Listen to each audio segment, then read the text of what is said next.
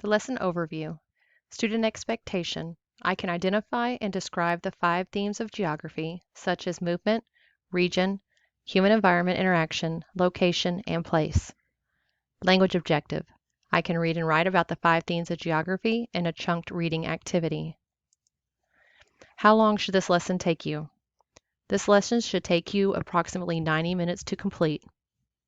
This lesson is important because it is the foundation for the World Geography course and will help you understand the connection between geography and history. What's included in this lesson? There's a quick start, 5 themes of geography note guide, 5 themes practice of reading and writing, and a multiple choice practice activity. Expectations and final products. Complete all the activities in each folder. Submit your assignments in the given time. Ask for help if you get stuck. Discussion board postings are not optional, and you must respond to 2 classmates after posting. Remember, without geography, you're nowhere.